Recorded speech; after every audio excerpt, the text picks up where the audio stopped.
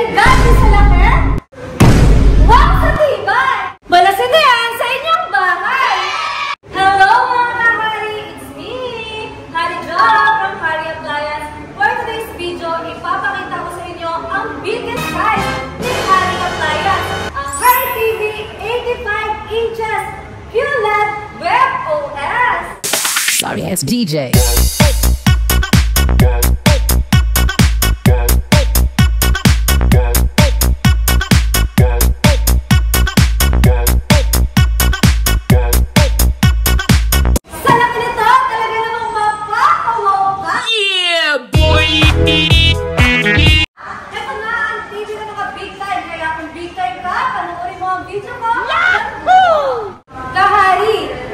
TV dito sa Hari Appliance ay hindi Android TV, hindi rin Google TV.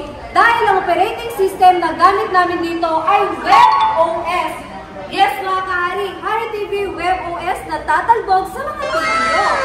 Kung hindi ka pamilyar sa Web OS TV, panuorin mo ang video ko hanggang dulo. Dahil ang Hari TV Web OS ay auto-update na. Yung mga application ay kusang nag-a-update. Kaya naman, hindi ka talaga mapag-iwanan sa mga latest updates. Kahari, kung meron kang TV na hindi nag-updates, ibig sabihin lang yan na pag-iwanan ka na sa latest TV ngayon. Isa pa sa kagandahan ng Hari TV 85 inches ay tempered glass na, kumpara sa iba na hindi pa. Kaya super safe na to kapag accidented na ba to ng mga batang kasama nyo sa bahay nyo.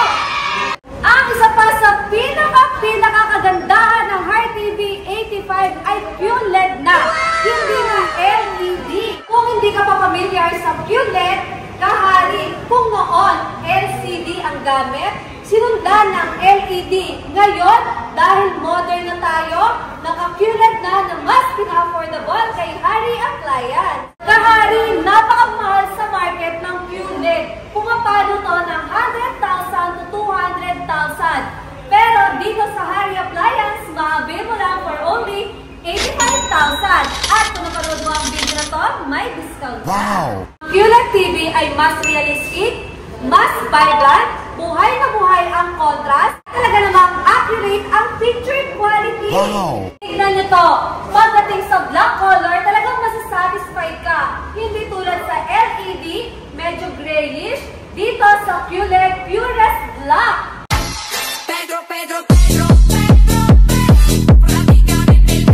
Talaga namang mag-e-enjoy ka, lalo na kapag nakapatay ang ilaw. Eto na ang pinagmamalaki namin, wala sa ibang mga normal TV nyo, ang Magic Remote. Ang Magic Remote, kahit hindi mo itutok sa TV ay gumagana, mapa 10 meters away kahit magtago pa ako dito ay gumagana pa rin. Grabe, gumagana nga, oh, nakatago na. Tama yun? Ganyan ka high-tech ang Magic Remote ng Hari TV Web OS.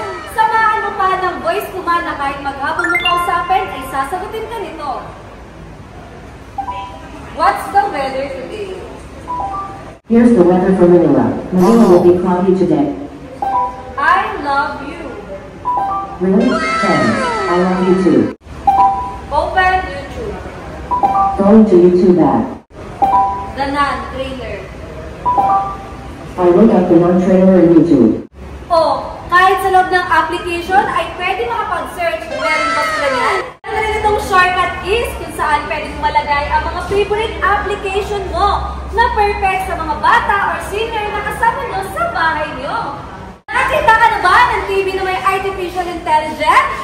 Dito sa Hari TV Web OS powered by ThinQ.AI. Saan pwede ka na makapag-connect ng mga ThinQ.AI appliances. Wow! Kagaya ng ilaw, ng washing, ref, aircon, at kahit anong smart AI appliances. At pwede mo na rin itong mautusan using voice command operated.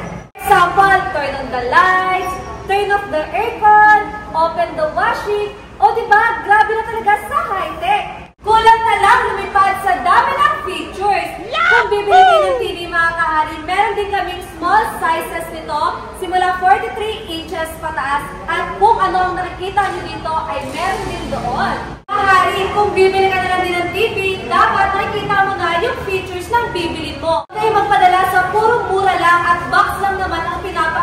hindi kaya ipakita ang features ng TV. Ito na kayo kung saan ipinapakita ang ganda ng features ng TV na bibili mo. Dahil you deserve the best!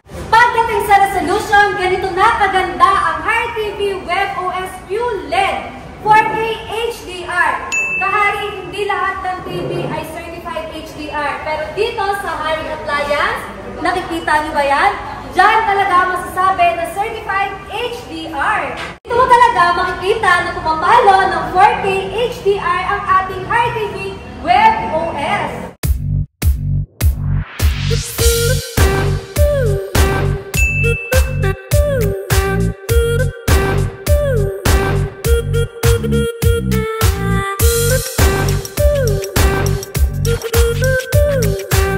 Pakita ko lang sa inyo ang difference ng QLED at LED.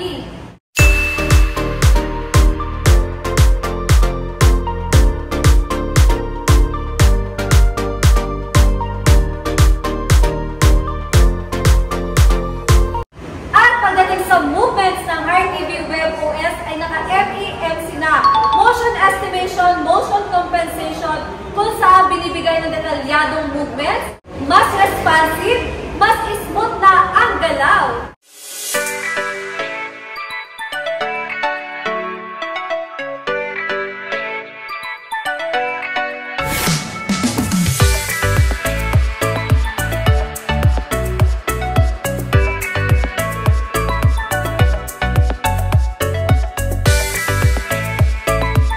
Kung sa ibang TV, kailangan mo pa ng afford-a-box, TV box, dito sa Hire TV WebOS ay digital TV na, kaya naman digital antenna na lang ang kailangan mo. At pwede ka na makasagap ng local channel katulad nito. The more na maganda ang signal sa area mo, the more na mas marami at mas malinaw na local channel ang masasagap mo. At kung sa ibang TV ay mukhang multo na ang mga local channel, dito sa Hire TV WebOS, naka-upscaling na, kaya naman yung mga pixelated or mga old movies ay mas ine-enhance at pinapaganda pa.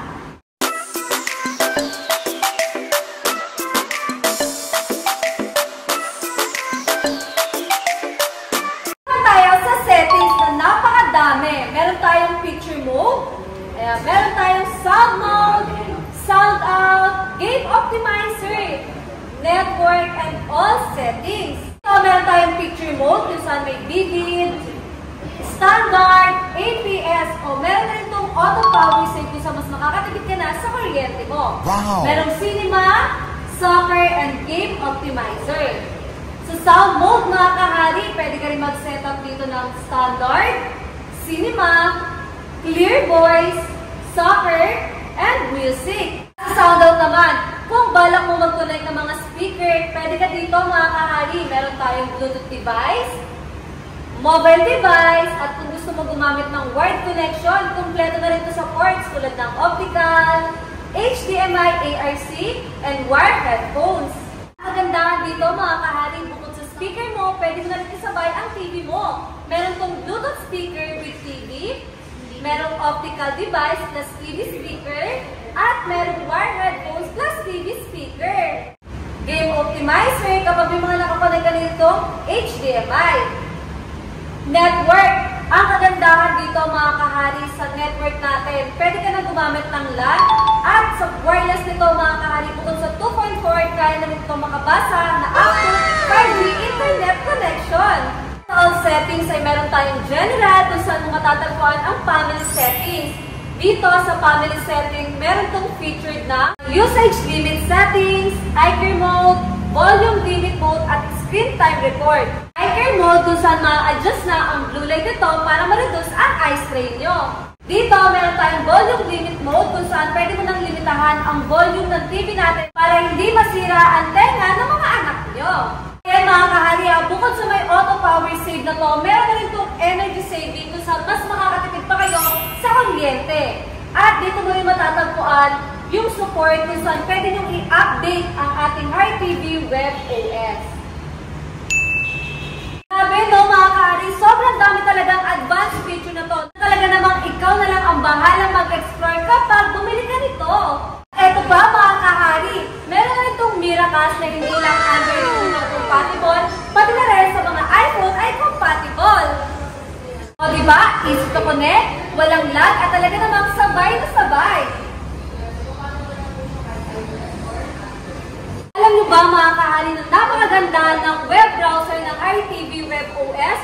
Pwede tayo dito makapag-open ng Facebook, Google, pwede makapag-open ng website, ng mga movies na libre lang at wala kang kailangan bayaran monthly. Eto pa, meron na itong split screen kung saan pwede ka na manood kasabay ng pagsa-search mo. Gaya nito, o diba nakakapag-search ka na, nakakanood ka pa. Pwede mo rin itong i-minimize at pwede mo malipat-lipat kahit sa pwesto.